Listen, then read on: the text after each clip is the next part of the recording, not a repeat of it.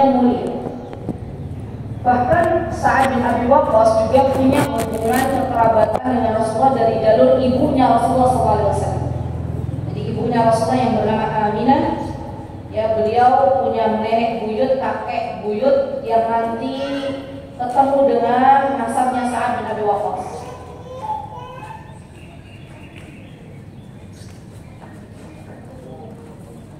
Bahkan beliau Sa'ad bin Abi Waqqas termasuk orang yang masuk Islam dari golongan pertama, golongan sabiqun al-awwalun, orang-orang yang pertama masuk Islam. Yang kita kenalkan biasanya Ibunda Khadijah radhiyallahu anha, Ali bin Abi Thalib, Abu Bakar As-Siddiq. Sebenarnya juga ada Sa'ad bin Abi Waqqas di dalamnya. Beliau memeluk Islam di usia 17 tahun ya. Jadi memang Sa'ad bin Abi Waqqas ini seorang yang dulu pernah mengenal kehidupan jahiliyah. Namun ketika hidayah menyapa beliau langsung tanpa berpikir panjang masuk ke dalam Islam. Dan ujiannya waktu itu berat ya Allah. Apa di antara ujian Sa'ad bin Abi Waqqas ketika beliau masuk Islam? Beliau terkenal sangat dekat dengan ibunda beliau. Ibunya itu dekat sama Sa'ad bin Abi Waqqas. Maka ketika ibunya tahu Sa'ad bin Abi Waqqas masuk Islam, ibunya mulai mogok, gak mau makan, gak mau minum. Lihat, pengen Sa'ad kembali lagi ke agama nenek moyang. Sampai akhirnya ibunya sakit. Ibunya sakit karena biasanya orang kalau gak makan, gak minum, lama-lama apa itu teman-teman? Sakit. Dan masalahnya kita itu lebih terasa ketika badan kita tidak makan dan minum kemudian sakit, kita akan lebih cepat untuk mencari solusi, mencari obat. Namun jarang kita sadari kalau hati kita yang sakit ya. Karena tidak ada makanan, tidak ada minuman yang bisa diserap oleh hati. Padahal ketika sakit hati atau ketika hati seseorang sakit, itu sesungguhnya lebih berbahaya daripada jasadnya yang sakit. Sa'ad bin Abi Waqqas, subhanallah, terkenal orang yang sangat-sangat dekat dengan ibunya. Maka ketika Sa'ad bin Abi Waqqas masuk Islam, ibunya mulai mogok, nggak mau makan, nggak mau minum sampai sakit. Orang-orang pun memanggil Sa'ad bin Abi Waqqas untuk melihat keadaan ibunya. Namun ketika Sa'ad bin Abi Waqqas melihat keadaan ibunya, itu tidak merubah Sa'ad bin Abi Waqqas kembali ke agama nenek moyang. Kata Sa'ad bin Abi Waqqas, wahai ibu, kalau engkau punya 70 nyawa atau lebih dari itu, dan nyawa itu lepas satu persatu dari jasadmu, ketahuilah bahwa putramu tidak akan kembali kepada agama nenek moyangmu. Subhanallah. Teman-teman, bersyukurlah kepada Allah ketika kita itu dilahirkan oleh atau kita ditakdirkan oleh Allah Subhanahu wa taala memiliki orang tua yang sudah mengenal Islam dari kita lahir. Itu benar-benar nikmat banget.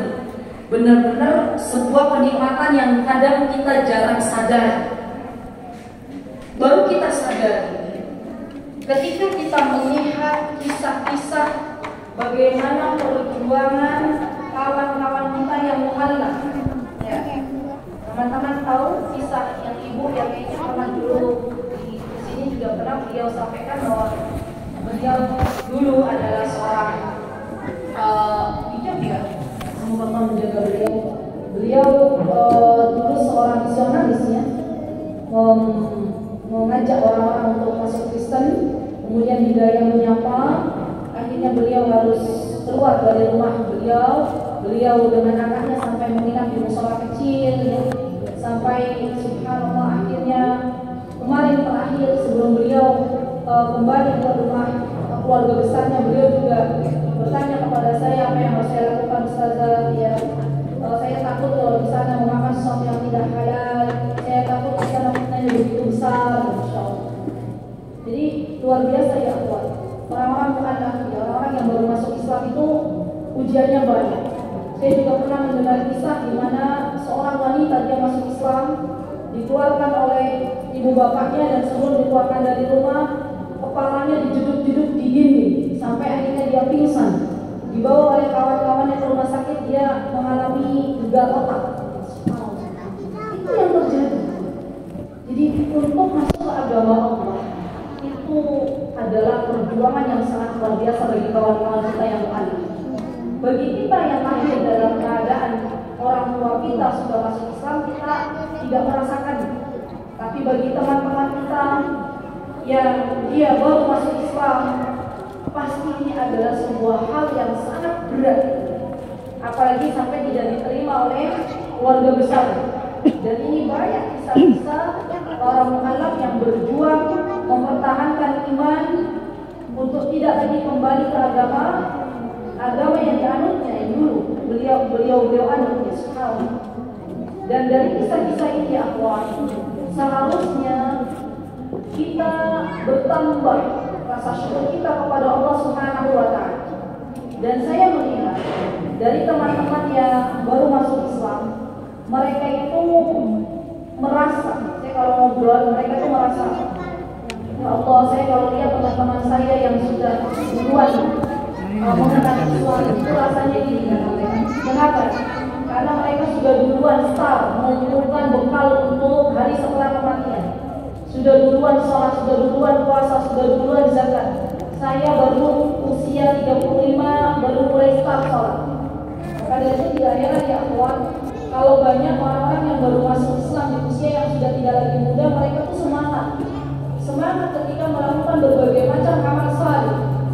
Sampai-sampai yang teman kita yang tadi saya kisahkan itu, beliau hampir setiap hari kerjaan beliau tuh bolak-balik ke lereng-lereng gunung, berangkat siang pulang malam dengan suaminya, dan dia mengajarkan Al-Quran, mengajarkan Iqra kepada orang-orang gunung, berdakwah. Saya aja dakwahnya lama, Masya Allah. Kalau saya keluar paling sejam 2 jam, balik lagi ke rumah beliau berjam-jam. Dan semangatnya luar biasa. Mereka orang-orang yang baru masuk Islam, mereka mengatakan bahwa ini adalah sebuah nikmat dari Allah Subhanahu wa taala yang harus dijaga. Mereka tidak menyia-nyiakan waktu untuk terus berbekal. Dan kita yang sudah lama berada di agama yang mulia ini, terkadang kita justru bermalas-malasan dalam mengumpulkan bekal untuk hari setelah kematian. Pada itu saya ajak diri saya dan teman-teman semuanya, mari kita gunakan di setiap menit kita, setiap detik kita dari waktu yang Allah berikan untuk memberikan kontribusi yang terbaik bagi Allah dan Rasulnya. Apa yang sudah kita berikan? Islam yang telah menyelamatkan kita di dunia dan di akhirat. Islam yang menyelamatkan kita dari panasnya api neraka. Maka apa yang kita berikan untuk Islam? Kalau Sa'ad bin Abi Waqqas saja, yang beliau punya seorang ibunya tidak mau makan, tidak mau minum, harapannya saat kembali, saat harus rela mengatakan kepada ibunya, wahai ibu, kalau kau tidak makan dan minum pun itu adalah pilihanmu, tapi jangan pernah berharap aku akan kembali ke agama nenek moyangmu. Itu kira-kira teman-teman kalau dibayangkan saat itu seorang laki-laki yang tegar dan sih, walaupun mungkin hatinya tuh pengen ya bareng sama ibu, nggak ada yang namanya anak itu pengen bisa sama ibu. Tapi ada orang-orang yang diberikan taufik oleh Allah, dia akan memposisikan Allah dan Rasulnya sebagai hal yang diutamakan. Allahu Akbar, Allahu Akbar. Ini kisah dari Sa'ad bin Abi Waqqas. Kemudian Sa'ad bin Abi Waqqas ketika beliau masuk Islam di akhwat, beliau langsung membuktikan cintanya beliau kepada Islam dengan menjadi seorang yang terbaik. Jadi waktu itu kita tahu ya, ketika Islam itu baru muncul di kota Mekah, banyak orang-orang memusuhi kaum muslimin yang baru masuk Islam.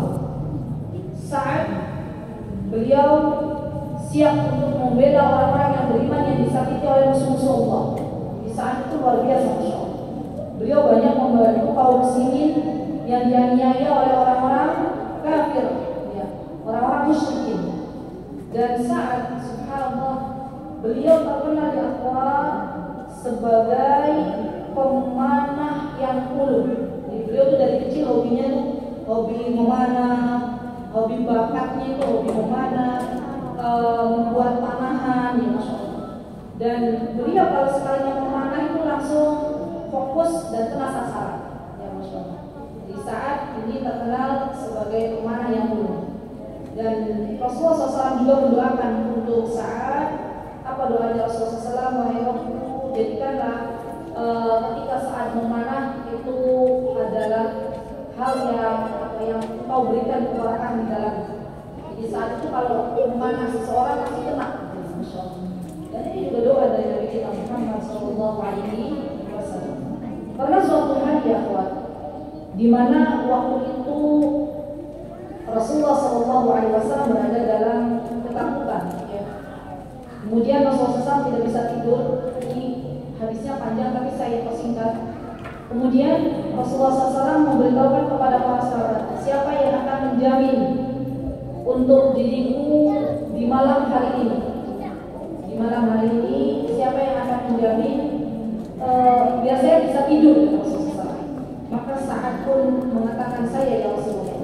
Iya, para sahabat itu kalau urusannya Allah dan Rasulnya yang memerintahkan teman-teman sudah gak pikirin dirinya sendiri. Ya. Mereka itu yang mereka pikirkan tuh bagaimana Allah dan Rasul. Sudah itu saja.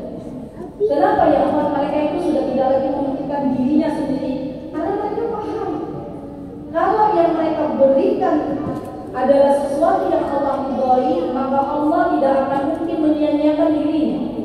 Itu mindset yang harus kita bangun. Namun sebaliknya kalau kita mengutamakan diri kita dibandingkan dengan kecintaan kita kepada Allah Azza wa Jalla, maka bisa jadi Allah menyia-nyiakan kita. Dan banyak orang tidak menyadari hal ini. Jadi terlalu egois pada diri, terlalu mementingkan diri, padahal terkadang mementingkan diri sendiri itu justru akan menuju sebuah kebinasaan. Kemudian Sa'ad bin Abi Waqqas, teman-teman, juga terkenal orang yang suka berperang dengan Rasulullah SAW. Maka Rasulullah mencintainya. Suatu hari beliau mengikuti perang yang dinamakan dengan perang Uhud. Siapa yang masih ingat perang Uhud itu terjadi pada tahun berapa? 3 Hijriah. Berapa? 3. Tahun 3 Hijriah. 3 Hijriah. Tahun 3 Hijriah. Setelah peperangan Badar di tahun 2 Hijriah, maka peperangan Uhud di tahun 3 Hijriah. Ketika itu ya para pasukan pemanah ya, mereka tergiur dengan ghanimah atau harta rampasan perang yang ditinggalkan oleh kaum musyrikin. Dan waktu itu Rasulullah SAW sudah mewanti-wanti mereka untuk tidak meninggalkan daerah atau yang dinamakan dengan kalau kita menyebutnya Bukit Raman, bukit di mana para pasukan pemanah menjadikan itu sebagai ladang untuk memanah orang-orang musyrik. Allahu Akbar, Allahu Akbar. Pada waktu hampir semua pemanah meninggalkan bukit yang dipakai untuk memanah, Sa'ad bin Abi Waqqas tetap berada di tempat. Kenapa? Karena Sa'ad bin Abi Waqqas paham bahwa ketika meninggalkan sesuatu yang justru diperintahkan oleh Rasulullah SAW itu adalah sebuah kemaksiatan. Beliau Sa'ad bin Abi Waqqas ketika Rasulullah SAW tahu hampir semua pemanah itu lari ke bawah, maka tidak ada yang menemani Rasulullah SAW kali itu kecuali Sa'ad bin Abi Waqqas. Dan Rasulullah SAW ketika beliau membaca ini fidaka abi wa ummi, ini ya, kepada Sa'ad bin Abi Waqqas, itu adalah kata-kata yang Rasulullah SAW keluarkan kepada Sa'ad untuk memberikan motivasi kepada Sa'ad. Wahai Sa'ad, panahlah orang-orang musyrikin, panahlah orang-orang yang ada di bawah. Saya jadikan ibu dan ayahmu sebagai jaminan untukmu. Jadi ini adalah bahasa hiasan ya, agar Sa'ad itu punya keberanian untuk bisa memanah orang-orang musuh-musuh Islam yang waktu itu mengepung gunung di mana orang-orang kaum muslimin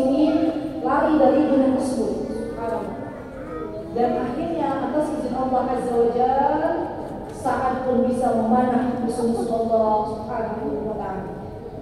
Dan para ulama mengatakan tidaklah Rasulullah SAW mengatakan demikian kepada Sa'ad bin Abi Waqqas kecuali rasa cinta Rasulullah SAW kepada Sa'ad bin Abi Waqqas yang begitu besar.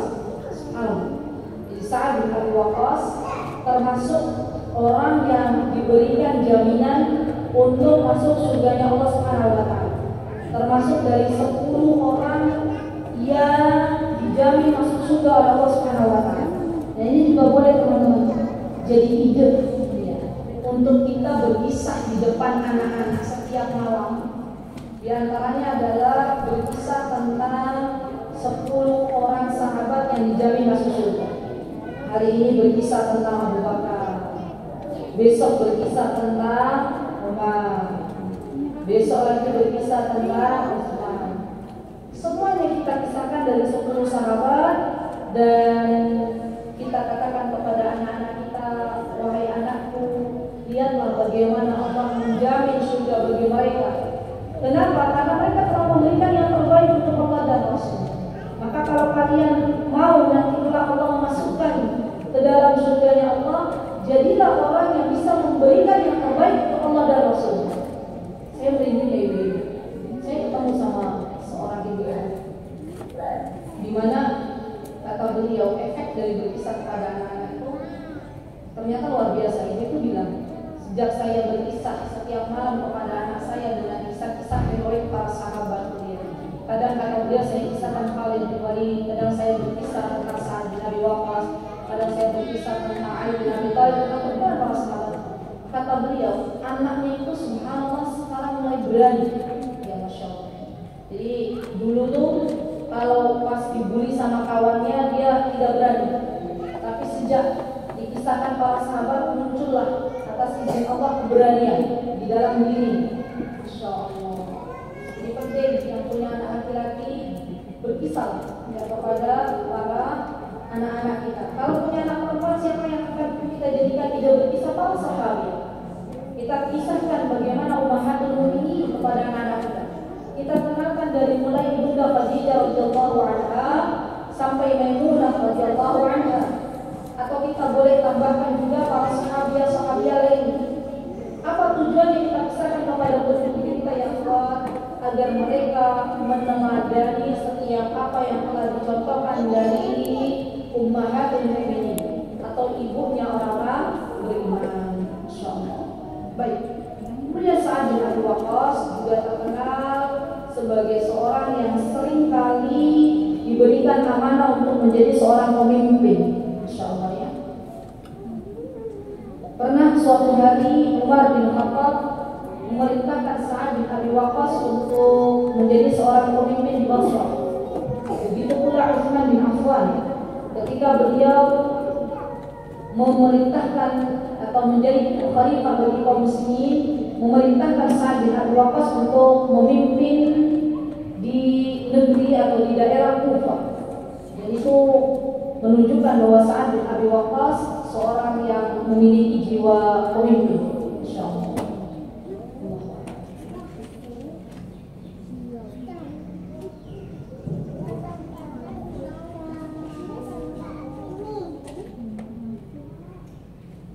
Dan Sa'ad bin Abi Waqqas juga bukan hanya terkenal sebagai orang yang pandai memanah, beliau juga terkenal sebagai penunggang kuda yang sangat luar biasa.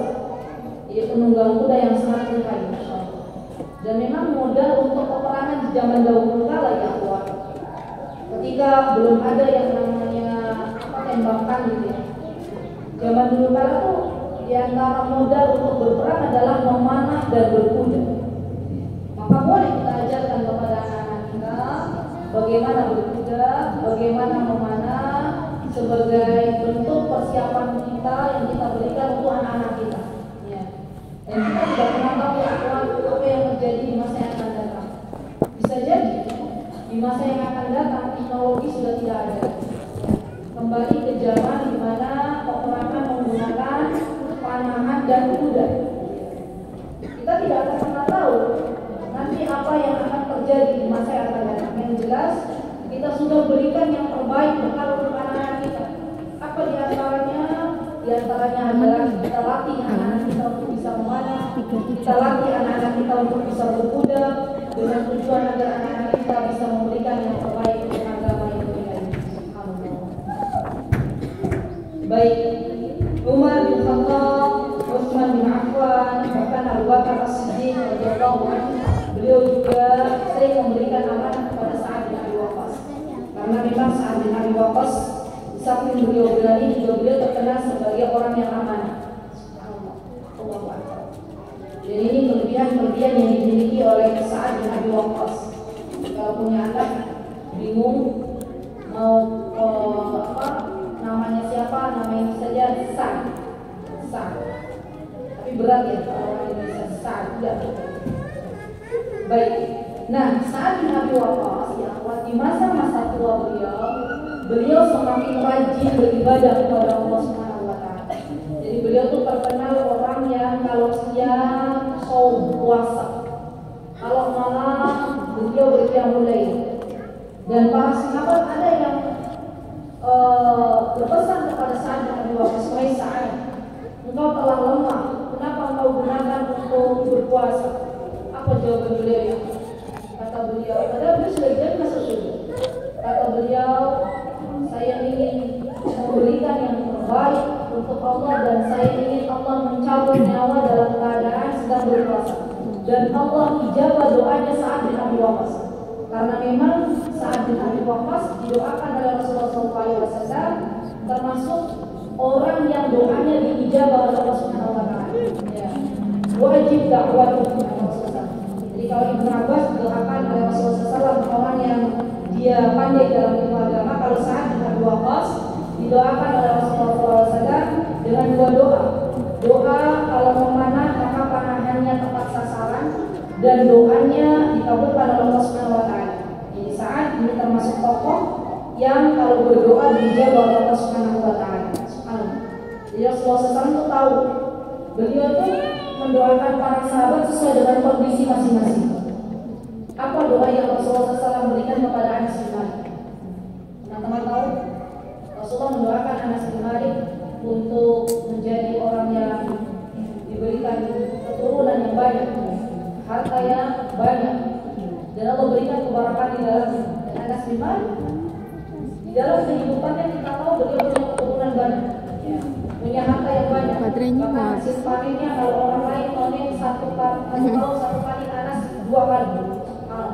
Allah berikan keberkahan di dalam. Jadi subhanallah, di akhir kehidupan Sa'ad bin Abi Waqqas, beliau meninggal dalam keadaan sedang berpuasa. Subhanallah. Dan begitulah ya akhwat, akhir dari kehidupan orang-orang saleh. Dan kita akan diwafatkan oleh Allah Subhanahu wa taala sesuai dengan kebiasaan kita. Kalau ada di antara hamba Allah yang kebiasaan setiap harinya membaca Al-Quran, maka dengan itu Allah akan mewafatkan dia dalam keadaan. Kalau ada hamba Allah yang setiap harinya mengisi dengan belajar agama, maka Allah akan mewafatkan dalam keadaan dia sedang menuntut ilmu. Kalau Allah beratkan hati seseorang, membiasakan setiap harinya untuk berqiyamul lail, bersujud kepada Allah di sepertiga malam, maka kita pernah temukan bahwa ada orang-orang yang meninggal dalam keadaan sedang sujud. Kita akan diwafatkan dengan apa yang kita biasakan. Mari kita biasakan hal-hal yang baik, hal-hal yang Allah Azza wa Jalla cintai, dan kita berharap semoga Allah Subhanahu wa taala mewafatkan kita dalam keadaan husnul khatimah.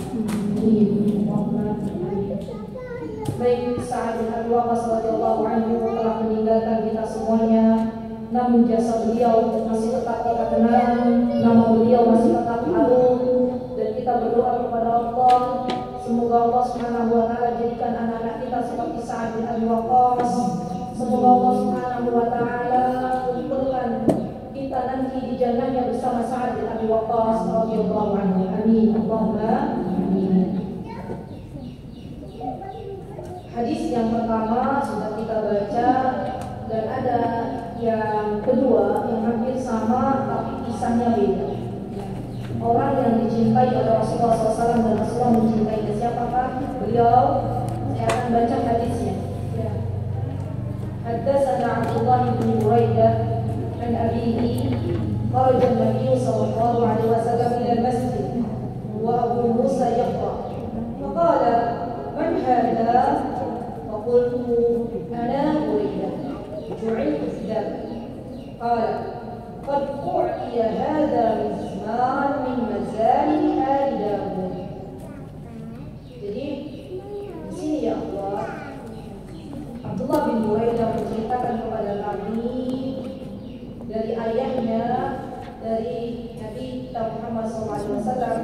Beliau keluar dari masjid sementara Abu Musa sedang membaca Al-Quran. Lalu beliau bertanya, siapa ini Muhammad? Fakultu, kata Abu Buraidah, aku Abu Buraidah, dan aku menjadikan diriku sebagai tebusan bagimu.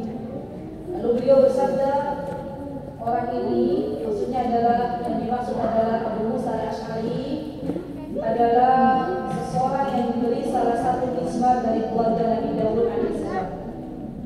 Di sini dapat kita akan belajar tentang bolehnya seseorang menembus dirinya untuk orang yang mulia, yaitu Rasulullah SAW. Sebagaimana yang tertera di dalam hadis ini, yaitu Abu Buraidah, beliau menjamin bagi Rasulullah SAW dirinya untuk keselamatan Rasulullah SAW.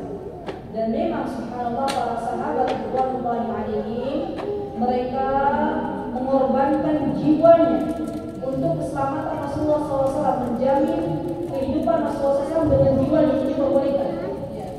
Kalau seorang sahabiah yang kita kenal ada Ummu Atiyah. Ummu Atiyah, kita tahu ya bahwa Ummu Atiyah itu seorang sahabiah yang luar biasa, Masya Allah. Beliau bahkan sering ikut peperangan bersama para sahabat radhiyallahu alaihim.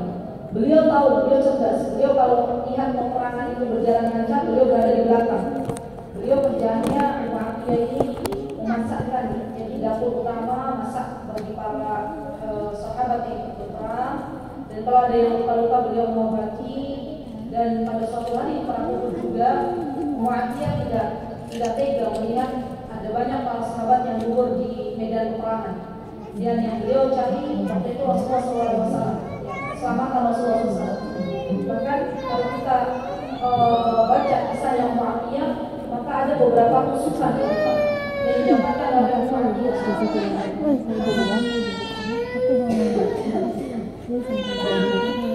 Seorang wanita yang mengorbankan dirinya untuk kepentingan dan keselamatan Rasulullah SAW. Karena kita malu ya, kita belum bisa memberikan apa-apa untuk Allah dan Rasulnya. Ya. Namun sungguh Allah Maha Baik, Rasulullah Maha Baik telah memberikan apa yang saat ini kita bisa merasakan nikmatnya. Maka muhasabah untuk diri kita masing-masing. Sesungguhnya Islam itu kelak akan berjaya, ada kita atau tanpa kita. Dakwah akan terus berjalan, ada kita atau tanpa kita.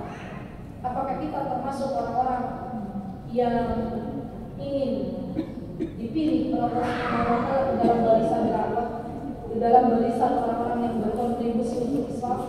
Atau kita tidak ingin menjadi barisan dari orang-orang yang dipilih oleh Allah Subhanahu wa Ta'ala?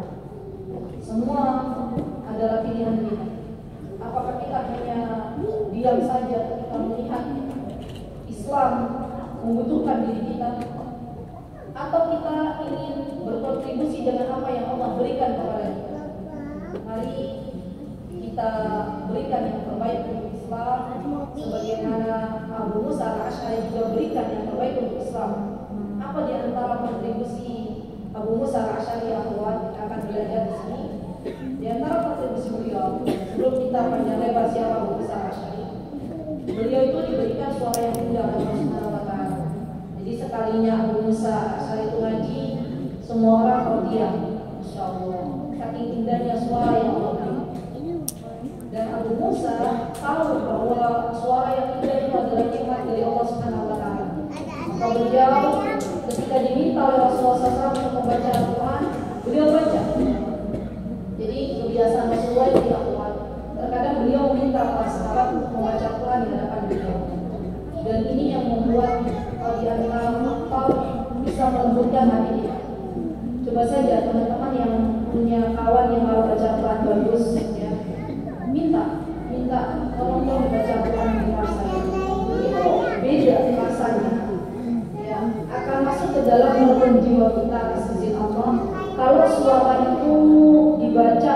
dibaca dengan tadabbur, dengan suara yang merdu dan tajwid yang bagus. Ya. Dan ini kebiasaan Rasulullah SAW. Baik. Nah, di sini ya Abu Huraidah menjadikan dirinya untuk Rasulullah SAW. Dan di sini ada seseorang yang dicintai oleh Rasulullah SAW, yaitu Abu Musa al-Asy'ari. Abu Musa al-Asy'ari, ketahuilah wahai saudariku, beliau nama aslinya adalah Abdullah bin Qais. Jadi Abu Musa itu bukan nama beliau, tapi kunyahnya adalah Abu Musa. Ya. Seperti Abu Hurairah, bukan nama asli beliau. Nama asli beliau Abdurrahman. Seperti siapa lagi yang teman-teman tahu para sahabat yang dia nama aslinya terkenal kunyahnya Abu Hurairah, Abu Musa. Siapa? Siapa yang dapat Abu Bakar? Terus? Hah? Siapa? Abu Dzar Al-Ghifari, Masya Allah. Siapa lagi? Siapa lagi? Ada lagi nggak? Abu Bakar, Masya Allah. Para sahabat termasuk Abu Musa al-Asy'ari terkenal kunyahnya Abu Musa al-Asy'ari. Padahal nama beliau adalah Abdullah bin Qais. Beliau itu berasal dari Yaman, aslinya dari Yaman. Dan ada memang Abu Musa juga sama, aslinya dari Yaman. Masya Allah ya. Dan orang-orang Yaman itu, Allahu Akbar, Allah berikan diantaranya fitrah perebutan hati. Masya Allah. Dan memang itu yang kami rasakan ketika kami bermuamalah dengan orang-orang Yaman. Apalagi orang-orang Yaman yang asli orang-orang Badui, orang-orang asli Yaman itu Masya Allah hatinya lembut-lembut, baik-baik. Karena memang itu adalah fitrah yang Allah berikan kepada mereka. Jadi mereka itu hatinya lembut, sebagaimana Abu Musa al-Asy'ari, beliau berasal dari Yaman. Dan ketika beliau mendengar Rasulullah SAW memerintahkan orang-orang untuk mengisahkan Allah Subhanahu wa taala, maka Abu Musa pun tergerak hatinya untuk berangkat ke kota Makkah bersama dua orang saudaranya. Waktu itu Abu Musa berangkat bersama dua orang saudara beliau, saudara kandungnya, kemudian masuk Islam, subhanallah. Dan alhamdulillah ketika beliau masuk Islam, belajar dengan Rasulullah SAW, beliau kembali lagi ke Yaman, berdakwah kepada kaumnya. Dan beliau subhanallah ya akhwat, waktu itu ada 50 orang masuk Islam. Subhanallah, 50 orang masuk Islam karena dakwahnya Abu Musa al-Asy'ari radhiyallahu anhu. Dan tentunya taufik dari Allah Subhanahu wa taala. Jadi di antara tugas kita adalah kalau Allah sudah berikan kepada kita hidayah, kalau Allah sudah berikan kepada kita ilmu, maka hendaklah kita sampaikan kepada kaum kita, kepada masyarakat kita, kepada karib kerabat kita. Kenapa? Karena kita ingin orang-orang yang kita cintai bisa merasakan lezat iman sebagaimana Allah telah beri kepada kita. Dan Abu Musa al-Asy'ari juga terkenal dengan seseorang yang diberikan kelebihan oleh Allah Subhanahu wa taala untuk bisa memahami Al-Qur'an. Ya, Abu Musa al-Asy'ari itu beliau ketika mengimami sholat juga beliau bukan hanya suaranya yang indah, tapi memang beliau paham tentang hukum-hukum yang ada di dalamnya. Insyaallah. Dan Abu Musa al-Asy'ari ya akhwat terkenal juga beliau paham dengan ilmu-ilmu yang lainnya juga selain Al-Quran. Dan beliau terkenal sangat bijak, Masya Allah. Ini Abu Musa al-Asy'ari. Nanti belajar lagi siapa sesungguhnya Abu Musa al-Asy'ari, karena beliau juga termasuk sosok yang memang harus kita jadikan teladan. Ya. Beliau juga terkenal taat kepada Rasulullah SAW. Masya Allah, apa yang diminta oleh Rasulullah SAW, beliau pasti mentaatinya. Beliau terkenal orang yang dekat dengan Rasulullah SAW.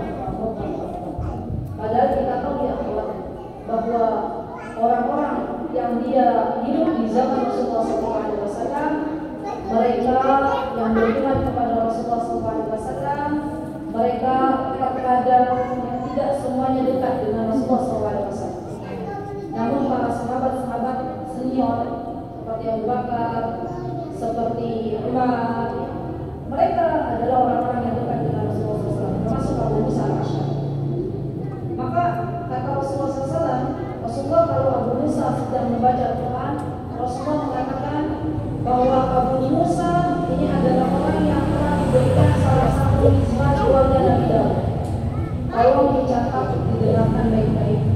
bahwa yang dimaksud dengan mizmar di sini bukan berarti Nabi Daud beserta keluarganya memainkan seruling. Karena kalau kita lihat teks, coba saya tanya nih, kita makan apa ya Pak? Seruling kan? Itu seruling. Maka orang-orang yang dia hanya membaca sekilas bohir dari apa yang ada di dalam hadis ini akan mengatakan bahwa Nabi Daud beserta keluarganya dulu mempermainkan alat musik yang berbentuk seruling. Padahal kalau kita kembali ke kitab-kitab para ulama, maka disebutkan di sana bahwa yang dimaksud dengan mizmar di sini bukan seruling, tetapi sebuah kiasan di mana memang keluarganya Nabi Daud alaihissalam termasuk Nabi Daud sendiri diberikan suara yang indah. Jadi Nabi Daud itu kitab yang diberikan oleh Allah Subhanahu wa taala kepada Nabi Daud. Nah, apa? Zabur, ya kan? Nabi Daud ketika membaca Zabur, maka burung-burung yang tadinya terbang itu berhenti mendengarkan suara Nabi Daud. Saking indahnya suara. Jadi tolong yang seruling-seruling itu jangan diartikan bahwa Nabi Daud itu dulu main seruling, bukan. Dan ini ya akhwat, faidah ketika kita belajar dengan cara berburu. Dengan cara berburu akhirnya kita paham, oh ternyata ini bukan maksudnya Rasulullah SAW memperbolehkan untuk memainkan alat musik yang berbentuk seruling dengan dalil bahwa keluarganya Nabi Daud alaihissalam memainkan seruling. Kita tahu yang namanya subhanallah seruling itu bukan bagian dari ajaran Islam. Ya. Dan yang dimaksud dengan mizmar di sini adalah merdunya suara Nabi Daud alaihissalam.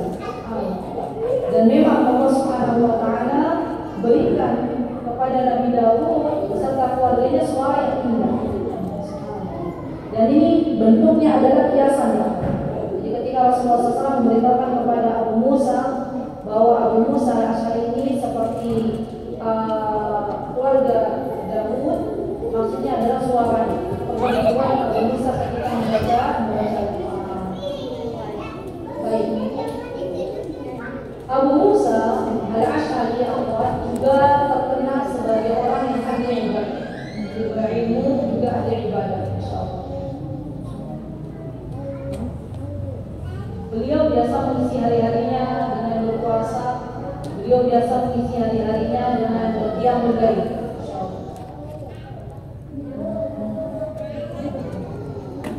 Bahkan di detik-detik beliau akan menghadapi sakaratul maut, ya, beliau terus membaca Al-Quran. Sampai-sampai ada para sahabat yang bertanya, wahai Abu Musa, engkau telah tua, kenapa engkau mempersulit diri untuk dirimu?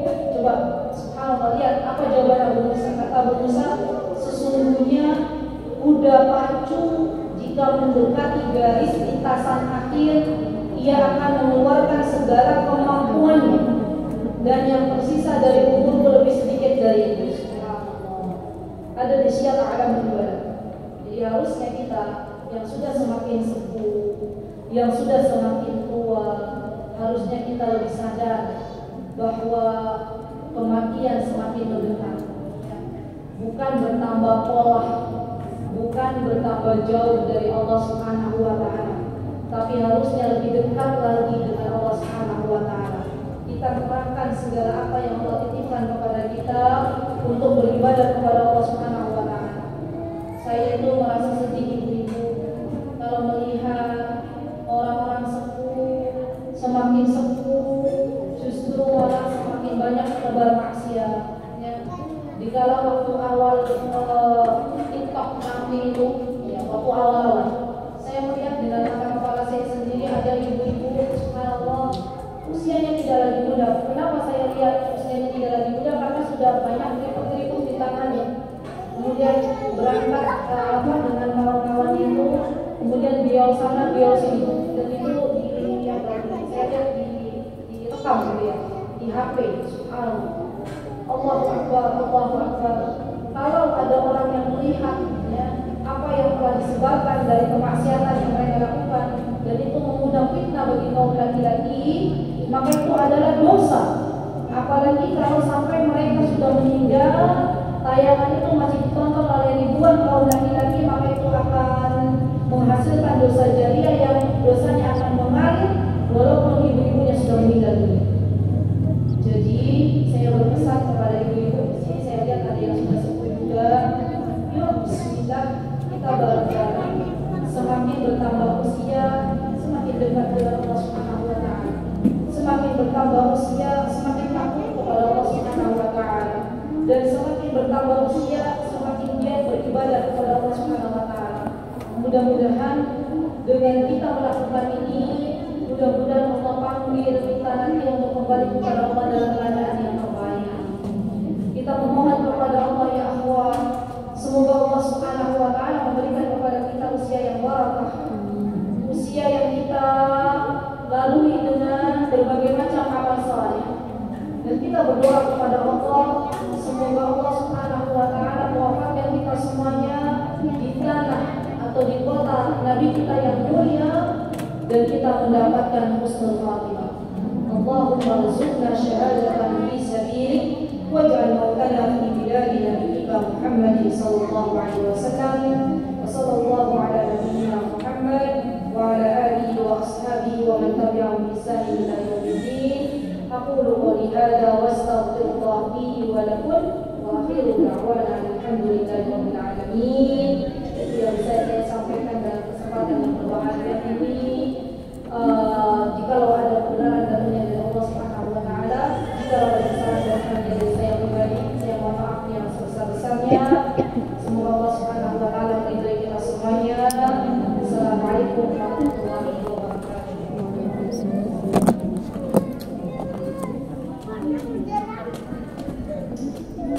Jika ada kotak pertanyaan seperti kemarin, boleh. Kemarin sepertinya sudah ada kotak yang disebar ya.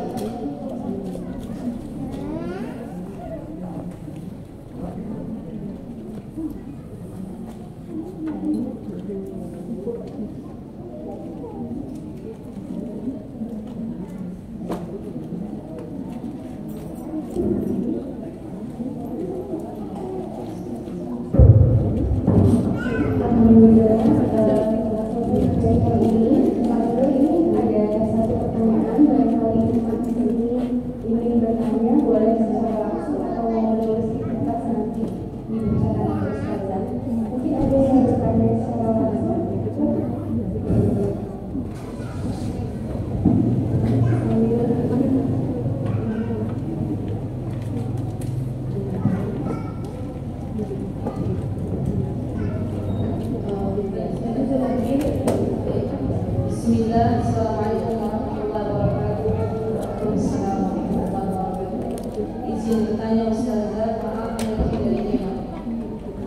Apa yang harus dilakukan seorang istri jika istri tersebut memiliki kekurangan dalam fisik? Yang sampai saat ini istri masih terus berusaha memperbaiki kekurangan tersebut. Namun suami kurang sabar, sehingga suami sempat beberapa kali ketahuan melakukan dosa, melihat foto atau video wanita yang tidak menutup aurat, dan pernah sampai checking juga.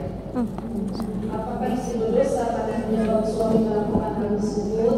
Karena istri belum bisa menjadi apa yang diinginkan suami dalam hal fisik, padahal istri tersebut sudah berusaha taat dan melayani suami dengan baik. Semoga baik, semoga saudara-saudara membantu. Amin.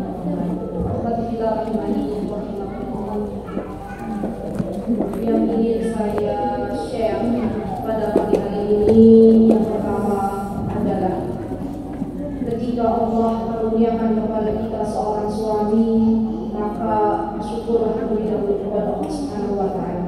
Apapun jenis suami kita, yang ini laki-laki maka kita syukur. Kenapa saya tekankan demikian? Karena banyak di zaman sekarang orang-orang yang mengidamkan, para wanita yang mengidam-idamkan pengen punya suami. Itu dulu ya, pengen punya suami. Zaman sekarang itu ada banyak ya para gadis yang usianya sudah tidak lagi bagaimana menunggu datangnya lamaran tapi tidak ada lamaran yang datang kepadanya. Dan ada juga para janda yang ditinggal wafat oleh suaminya ketika kemarin, yang sampai detik ini juga pengen menikah tapi belum ada laki-laki yang mau. Maka kita yang masih diberikan seorang suami, hendaklah bersyukur dulu kepada Allah Subhanahu wa Ta'ala. Katakan alhamdulillah. Yang kedua, setelah kita bersyukur kepada Allah, maka yang kedua, jadilah kita istri-istri yang saleh. Termasuk di dalamnya alhamdulillah, pernah yang mengatakan saya sudah berusaha untuk memberikan pelayanan yang terbaik untuk suami kita. Alhamdulillah, saya bertemu dengan seorang janda dan beliau berkisah kepada saya, Ustaz, saya ngenes sama beliau ketika melihat banyak kaum wanita zaman sekarang tuh yang menggugat cerai suami, padahal seandainya mereka tahu bagaimana kehidupan seorang janda, kata beliau, yang merindukan pengen pahala dari rumah. Beliau itu mengatakan, ya Allah, untuk menyajikan minuman ini kepada suami itu saya kangen, tapi itu kan nggak bisa saya lakukan karena nggak ada suami. Dan kalau mereka tahu itu adalah hal yang luar biasa, maka sungguh mereka tidak akan meninggalkan status sebagai seorang istri. Insya Allah. Dan memang sebuah nikmat itu akan lebih terasa kita bisa mensyukurinya kalau nikmat tersebut dicabut oleh Allah Subhanahu wa Ta'ala. Jadilah istri yang baik, jadilah istri yang salihah, jadilah istri yang sabar, karena kita tahu laki-laki suami kita adalah surga dan neraka. Sampai kapan ya akhwat kita menjadi wanita yang sabar, istri yang sabar, sampai Allah wafatkan kita? Kapan Allah wafatkan kita? Wallahu ta'ala bisa 2 menit lagi, bisa setengah jam lagi, atau mungkin kurang dari setengah jam kita wafatkan Allah. Kalau kita meninggal dalam keadaan suami kita ridho, maka Allah akan menjamin surga bagi wanita-wanita yang dia meninggal suaminya ridho. Dan ini yang kita cari, ridhonya suami. Kalau suami ridho, Allah ridho. Maka bersabar atas apa yang kita hadapi dari berbagai macam ujian. Yang ketiga, kalau dalam kehidupan rumah tangga ada ujian yang menyapa kita, termasuk yang tadi saya bacakan pertanyaan, ini adalah ujian bagi beliau. Semoga Allah memberikan solusi dari berbagai macam masalah kaum muslimin. Maka apa yang mesti kita lakukan?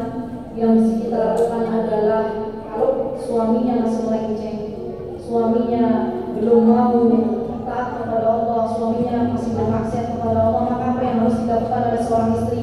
Yang harus dilakukan oleh seorang istri adalah banyak mendoakan suaminya, banyak mendoakan suaminya.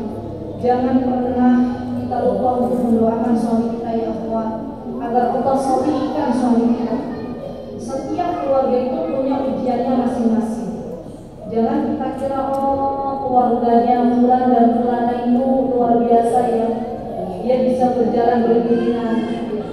Padahal sejatinya mereka berdua sedang mempertahankan pernikahannya.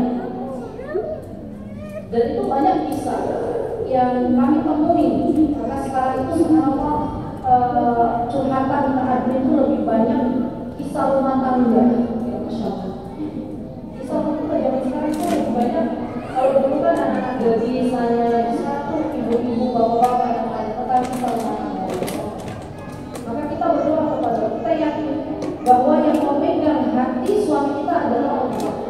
Kita minta kepada Allah, wahai Rabbku, Engkau yang memegang hati suami hamba, solihkanlah, jagalah suami hamba dari berbagai macam keburukan. Jaga matanya agar tidak melihat sesuatu yang buruk. Jaga matanya agar tidak melihat sesuatu yang kau haramkan, termasuk melihat wanita yang tidak memakai atau tidak menutup aurat. Itu kita semua. Kenapa ya Allah? Karena mungkin bagi seorang istri berdoa kepada Allah agar Allah solihkan suami. Emak-emak ini saking semangatnya, biasanya doanya banyak di anak-anak. Allah solihkan anak-anak, tapi lupa minta kepada Allah agar Allah solihkan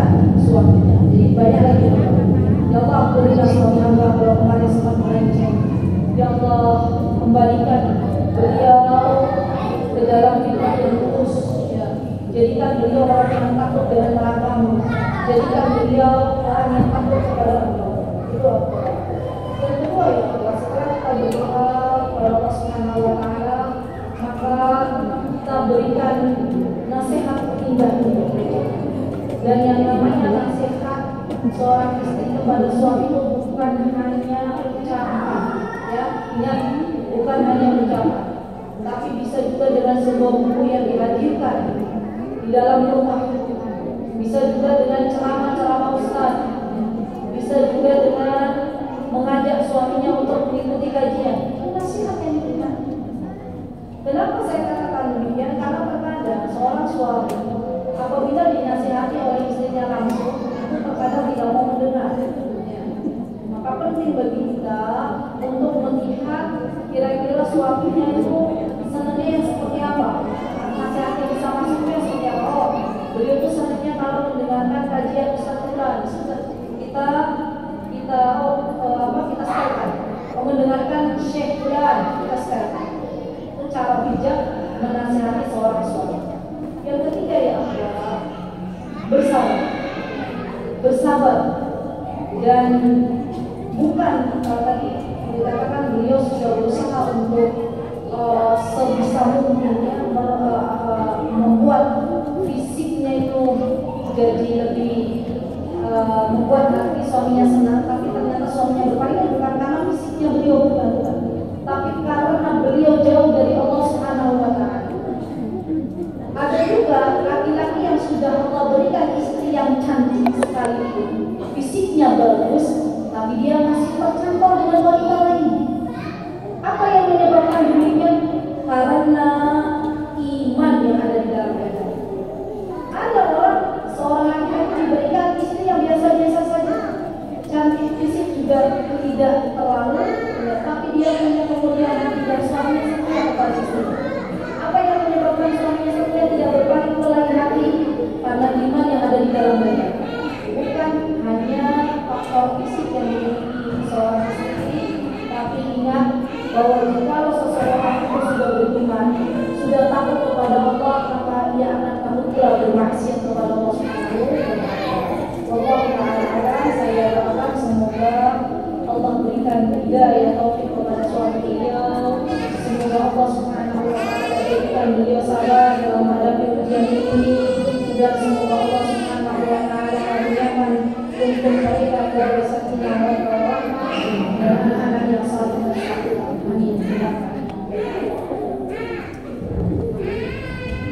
Amin.